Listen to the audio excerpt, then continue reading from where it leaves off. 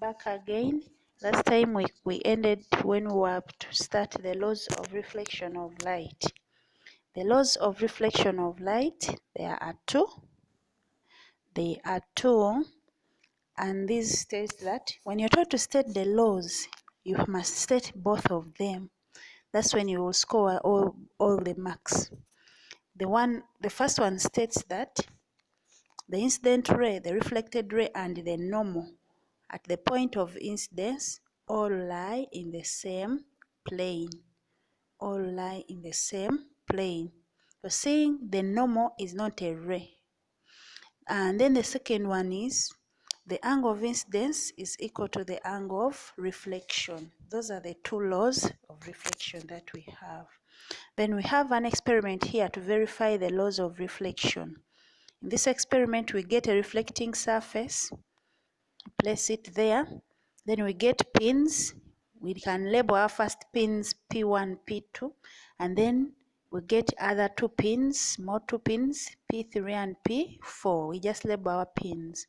Then after that, we get what we call a paper or a white sheet of paper. This white sheet of paper is to help us trace out all these ones. Then let's go through here. A white sheet of paper is fixed on a soft board and a plane mirror is placed vertically on the paper with its reflecting surface facing the object. The mirror line is traced and the mirror is removed and the line is drawn and labeled AB. This we shall do it practically the moment we return back to school. A normal MN bisecting the mirror line AB is drawn. We know very well that when they say bisecting, that means we divide that line AB into equal parts. A line RN is drawn at an angle theta to the normal, e.g. theta equals to 30 degrees Celsius. So that one now becomes our angle of incidence. The pins P1 and P2 are fixed along the line RN. The mirror is placed back on the board so that its reflecting surface coincides exactly with the mirror line AB.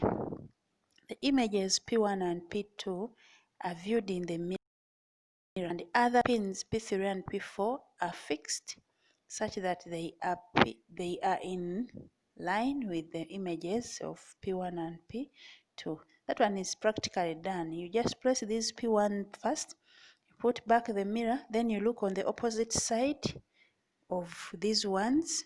Then when you observe in the mirror, you'll see those pins inside. You see them inside, you move your eye up to when you see that they are in line. That is, you're seeing one. Then you get these other ones, where you are seeing that you're not seeing any other mirror, you're seeing one thing.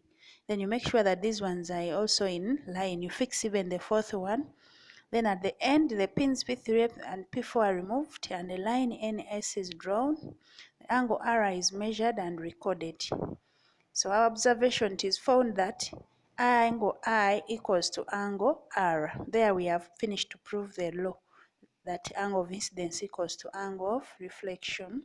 Then the rays and the normal will all be found at one point, that is the point of incidence. Then there we will have finished to verify the other law, hence verifying the laws of reflection. So that is an experiment which can be used to verify the laws of reflection, to show that these laws hold.